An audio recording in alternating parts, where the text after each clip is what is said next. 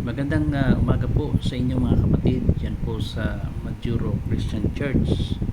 Ngayon po ay Mayo 25, taon pong 25. At tayo po ngayon ay dadako sa ating pag-aaral po ng salita ng Panginoon at ang ating pong ipinagpapatuloy na serye sa aklat ng Mateo. Nandito na po tayo sa kabanatang 22.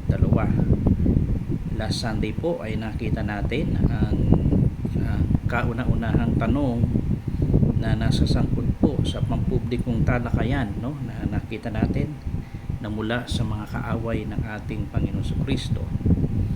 At tayo po ay dadako sa ikalawang tanong upang muli po ay maipakita ng ating Panginoon ang kanyang depensa sa mga kaaway po niyang ito. Napilit na humahanap sila ng dahilan upang buksain nila ang ating Panginoon. Kaya po tayo ay hahantong sa ikalawang katanungan na may kinalaman po sa isang doktrina na tanong tungkol sa pagkabuhay na maguli, no, na nangyayari po sa isang namatay. At salamat po sa pagkabasa po ninyo sa kabanatang 22 ng aklat ng Mateo sa talata pong 23 hanggang 33. So tayo muna po ay manalangin sa Panginoon at humingi po ng gabay at tulong sa Santong Espiritu na gabayan po niya tayo sa ating pag-aaral at makita natin ang katotohanan pong tinuturo nito para sa atin. Tayo po ay manalangin. O aming Diyos na mahabagin, mapagmahal, makatarungan, kami po ay buong puso na nagpapasalamat sa lahat ng inyong kabutihan, katapatan po sa aming mga buhay. At muli po ay pinagsama-sama po ninyo kami upang mag-aral ng inyong mga salita.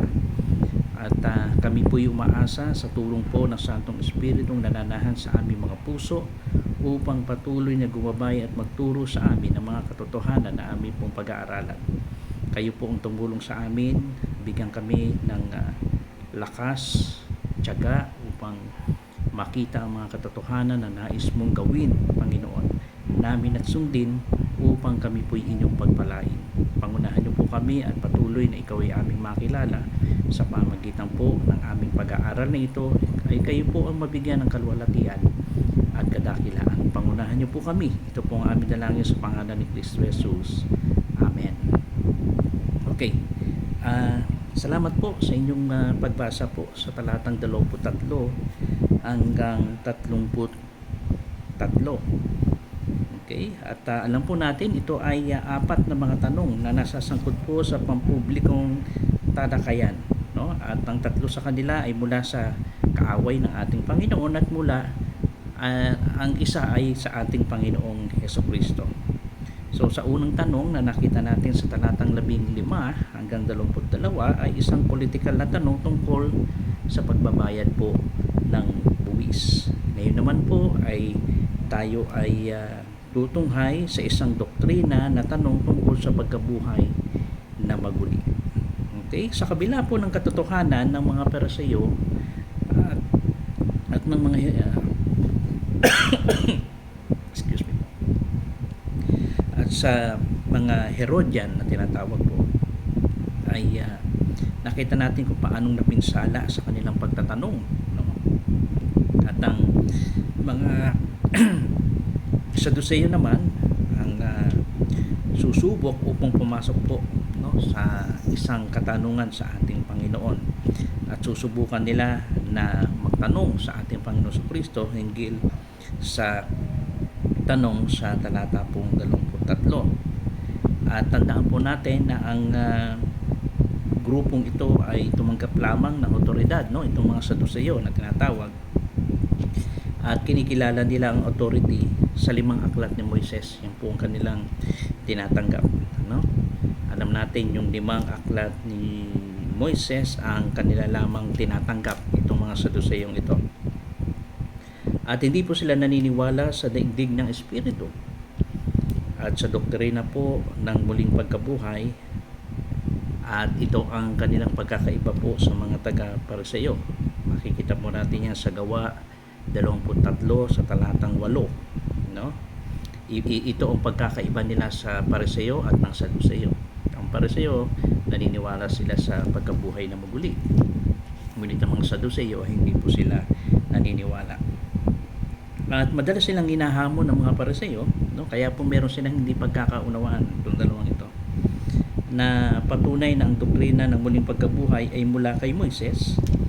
Ngunit ang mga Pariseo ay hindi masyadong matagumpay na kanilang binibigyang argumento sa mga Saduseo, no? Sa kanilang pagdidebate hinggil sa bagay na ito. Makikita naman na po natin sa talatang 24 hanggang 28. So ang hypothetical na ilustrasyon ng mga Saduseo ay batay po sa batas ng mga Hudyo na tinatawag pong levirate, no?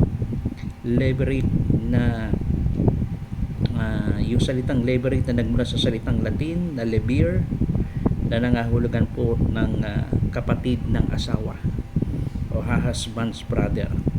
Wala po itong kinalaman po sa tribo ng mga Levita, no? Ang layunin po ng kaugalian ito ay upang mapanatili ang pangalan ng isang lalaki kung siya ay mamatay na walang lalaking tagapagmana.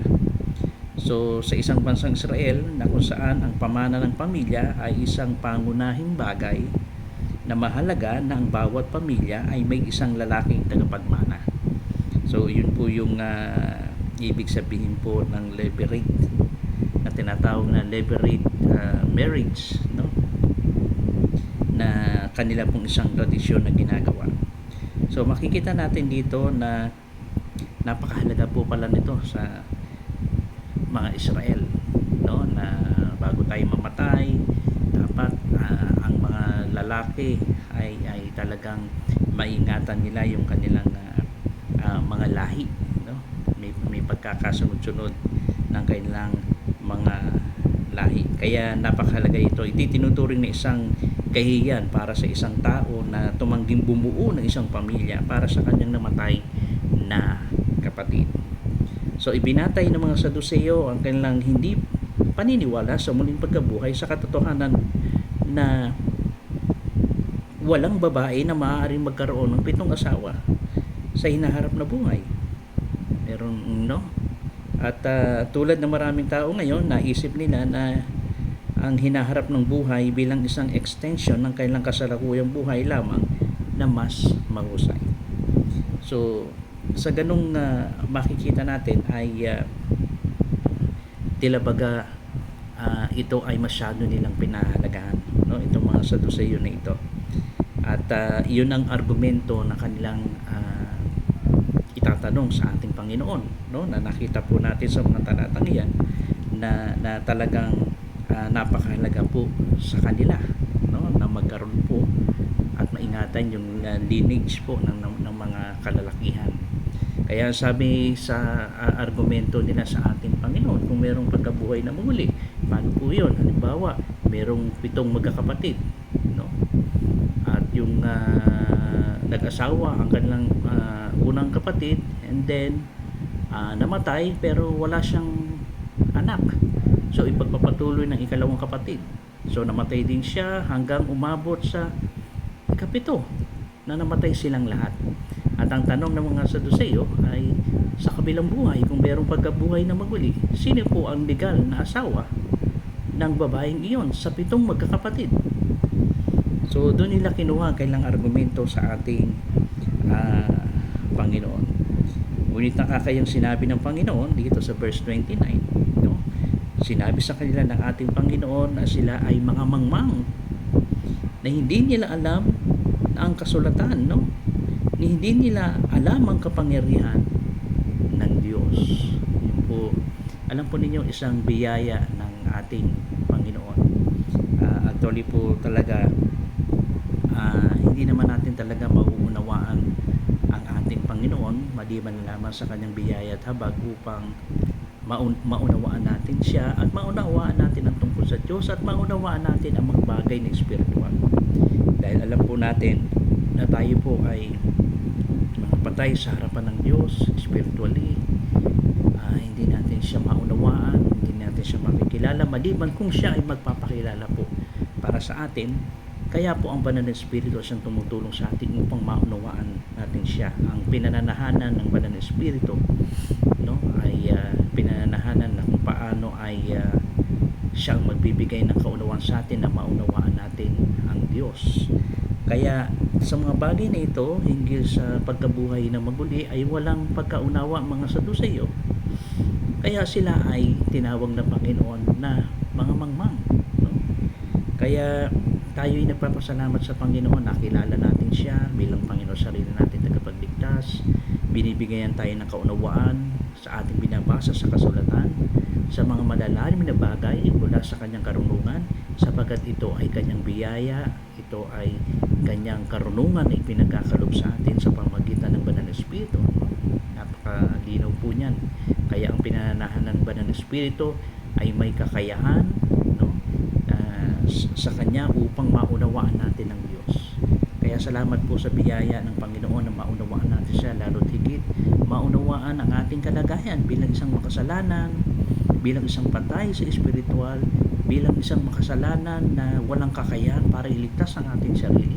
Pero salamat po dahil sa pamagitan ng biyaya at habag ng Diyos, no, sa tulong ng Banal na Espiritu na siyang nagbigay ng pagbabago sa ating puso, at muli niya tayong binuhay at binigyan ng maayos na relasyon sa pamagitan ng pananampalataya sa Kanya, at ngayon siya ay nauunawaan natin sapagkat sa tulong at biyaya ng Banal na Espiritu. Pero itong mga taga-Saduseyo ay nagpapakita lamang na talagang mangmang sila sa katotohanan, no, hinggil sa mga bagay para sa Diyos at sa mga bagay na kung paano pagpapala na ibinibigay ng Diyos para sa atin.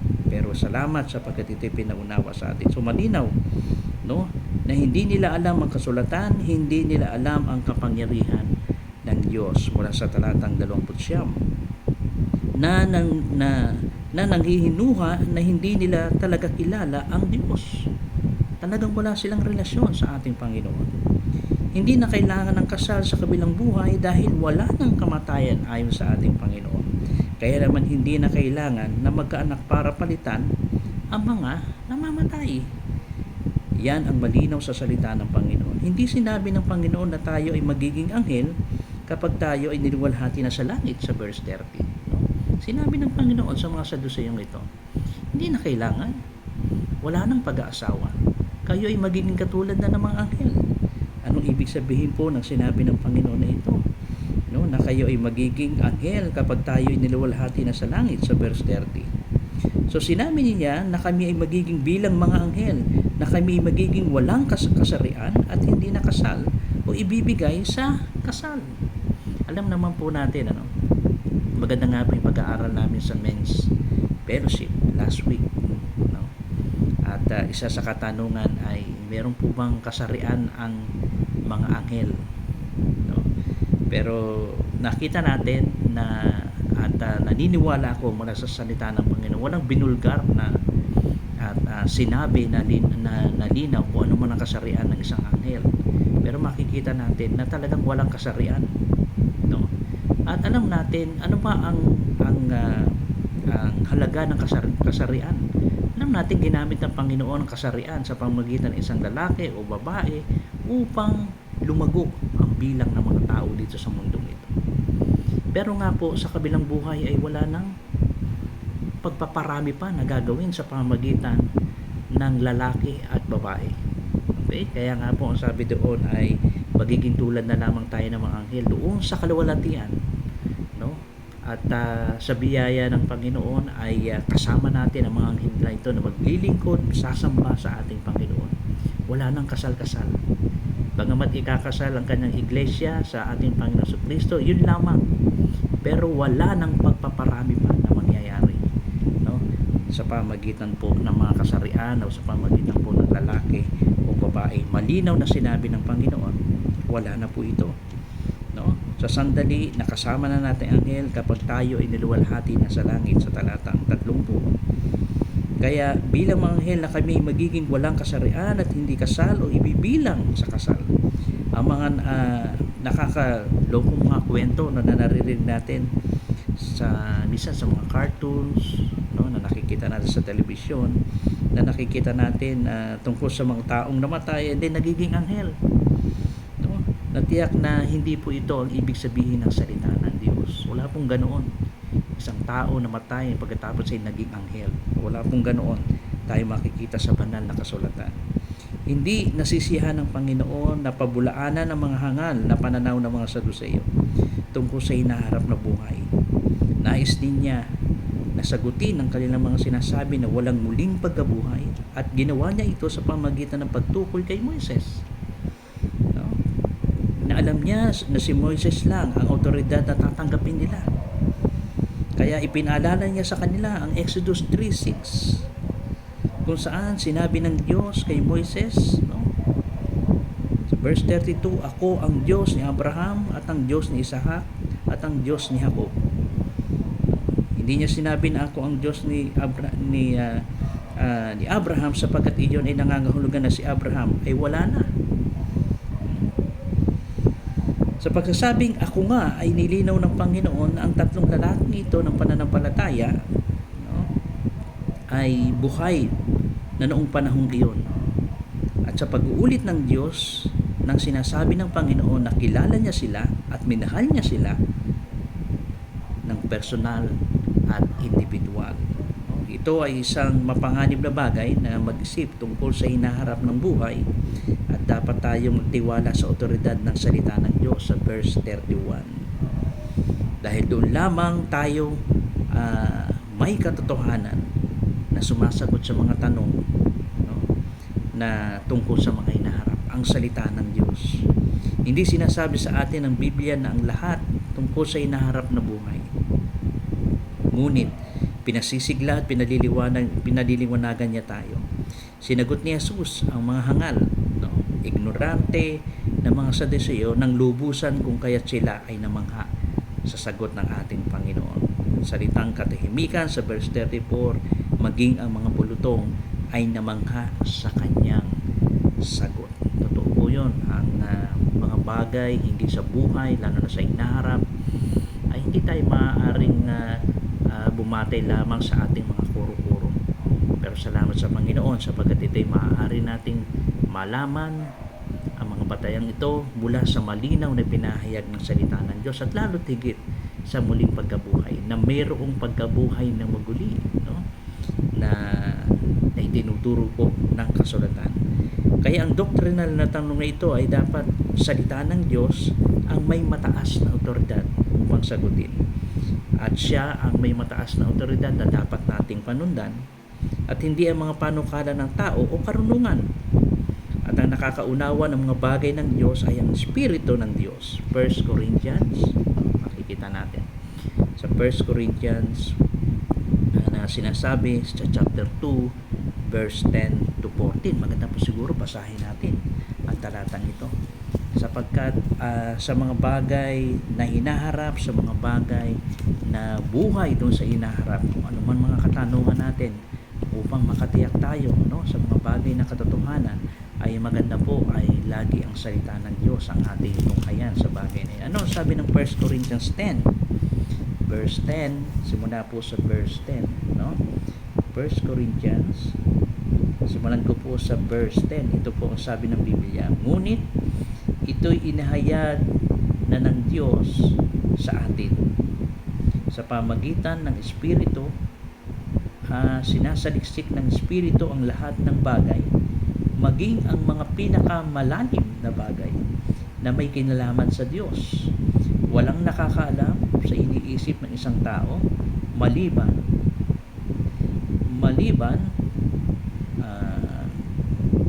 sa kanyang sariling espiritu. Gayon din naman, walang nakakaalam sa mga iniisip ng Diyos maliban sa espiritu ng Diyos. Ang tinatanggap natin ay hindi ang espiritu ng sanlibutan, kundi ang espiritu na mula sa Diyos, upang maunawaan natin ang mga kaloob niya sa atin. 13, kaya nga kami ay nangangaral hindi sa pamagitan ng karunungan ng tao, kundi sa pamagitan ng espiritu.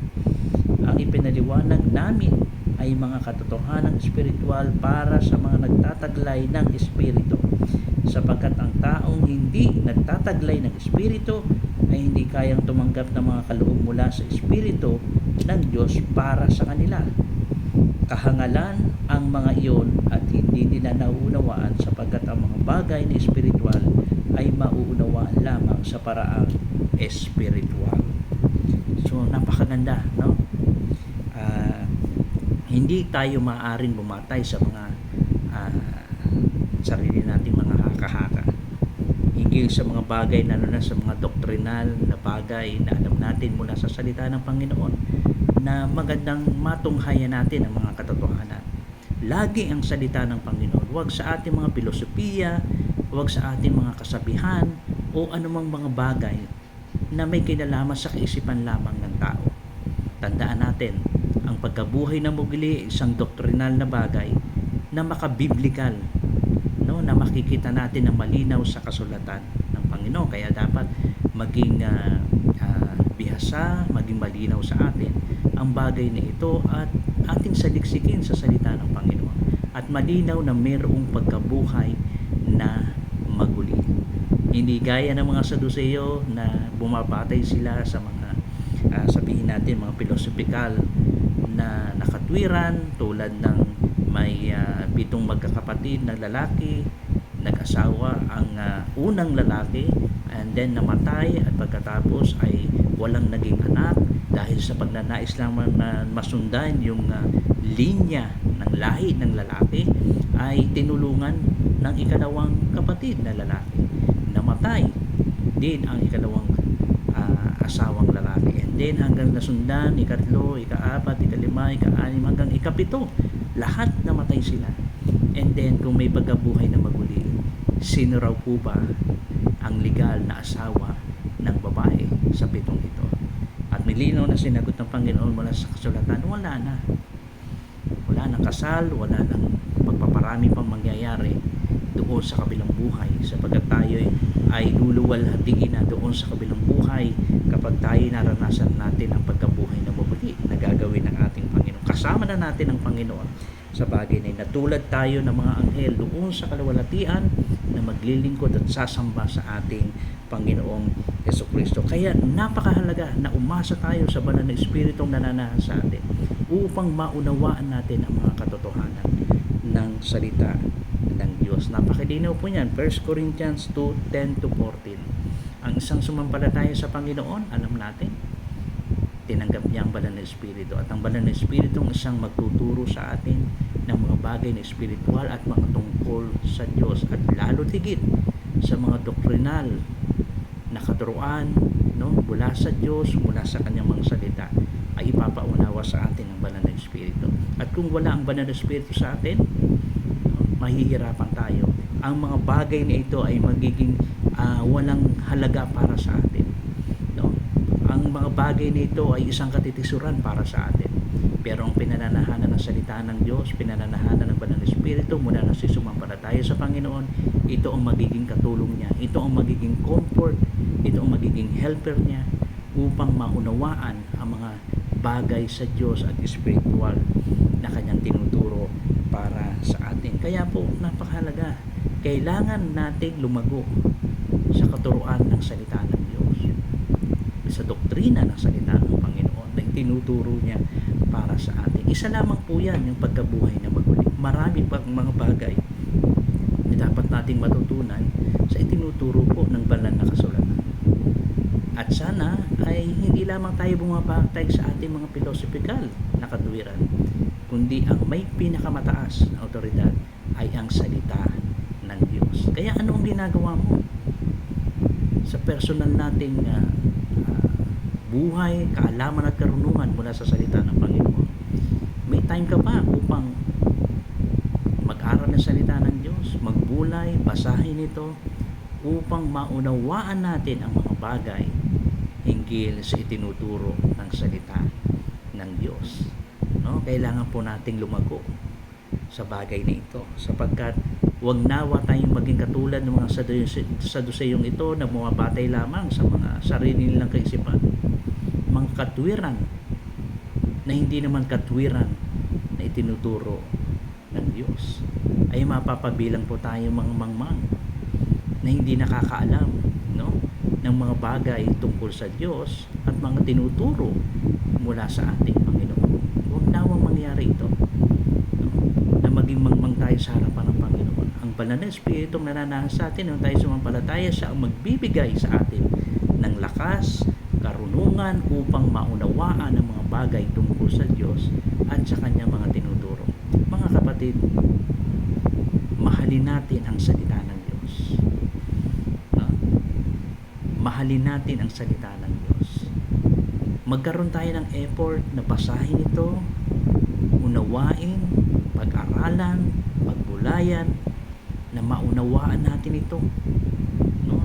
Upang tayo ay lumago sa mga kaalaman tungkol sa Diyos. Tuwing Biyernes po sa ating pulong panalangin ay nagkakaroon tayo ng book series po sa Aklat ng Kawikaan o Proverbs. At ang pinaka tema ng ating pinag-aaralan doon ay ang karunungan at kaalaman ng Diyos.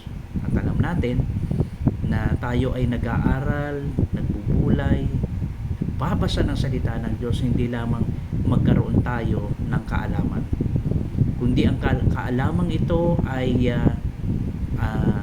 pagkatapos nating maunawaan ay ilalapat natin sa ating buhay. Gawin ito upang maging karunungan na nanggagaling sa Diyos. Gaano natin kaalam ang kalooban ng Diyos? Gaano natin kaalam ang ninanais na dapat nating lakaran sa buhay na ito? Sana po ay magsikap tayo sa tulong ng Banal na Espiritu, sa tulong ng ating Panginoon, na ating unawain ang kaalaman at karunungan ng Diyos mula sa kanyang mga salita. Kaya po ang ikalawang katanungan ito hinggil sa pagkabuhay na maguli ay malinaw na dinipensahan ng ating Panginoon ang katuruan ito sa pamamagitan po ng kanyang banal na kasulatan, ng kanyang mga salita. Malinaw na ipinaunawa po para sa atin ang mga bagay nito. Kaya tayo po ay magwakas sa pananangin upang ipagpasalamat natin ang panibagong kaalaman at karunungan na ibinigay ng Diyos sa atin sa pamamagitan ng pagkaunawa, no, sa pagkabuhay na maguli na mayroong pong biblikal na katunayan mula sa kanyang mga salita. Panginoon, salamat po sa inyong tulong muli sa amin. Anumang mga kaalaman at karunungan na ipinag-uunawa mo sa amin sa tulong ng Banal na Espiritu ay kinikilala namin na galing sa inyo. At nawa po, Panginoon, ang Banal na Espiritu na patuloy na tutulong sa amin upang maunawaan ang mga katotohanan ito. Tulungan mo kami, bigyan mo kami ng lakas, gabay na nagmumula sa inyo upang patuloy namin saliksikin ang mga kaalaman at karunungan na nagmumula sa inyong mga salita sa tulong po ng Banal na Espiritu. Ilapat namin ito upang maging karunungan po, Panginoon, sa aming mga buhay. Salamat po sa kabutihan mo, pag-iingat mo sa amin, at patuloy dinadalangin kong mga kapatid sa Majuro Christian Church, kayo ang magbigay ng lakas espiritual, pisikal sa kanilang pagtatrabaho, pag-iingat sa kanilang mga pamilya, at maglalaan ng mga pangailangan nila sa araw-araw. Ingatan nyo rin po ang kalusugan ng bawat isa. At patuloy na manatili, Panginoon, kami bilang magkakapatid sa Panginoon, ang Majuro Christian Church. Kayo ang patuloy na magtatayo, Panginoon, sa amin. Sa pananampalataya, Panginoon, ay patuloy na palaguin po ninyo kami. Ingatan ang bawat isa, gabayan at pagpalain, at patuloy na gamitin mo ang bawat isa upang patuloy na maging isang saksi ng aming Panginoon sa pananampalataya na lumalago at patuloy na sumusunod sa inyong kalooban. Salamat po sa lahat ng ito, Panginoon. Pagpalain mo ang pagpapatuloy ng pag-aaral namin sa book series na ito ng Mateo sa susunod na linggo. Salamat po sa lahat ng ito, sa lahat ng inyong kabutihan. Ito po ang aming dalangin sa pangalan ni Kristo Jesus. Amen. Mga kapatid, ako po ay nagpapasalamat sa patuloy po ninyong dalangin sa aming mag-asawa, at alam po ninyo ay patuloy namin hinihintay ang aming pong passport sapagkat ito po ay nasa US Embassy, no? Ito po ay si 6 weeks na ngayon, at hindi po namin alam kung kailan lalabas ito, at upang makuha namin ang aming passport patungo po sa US.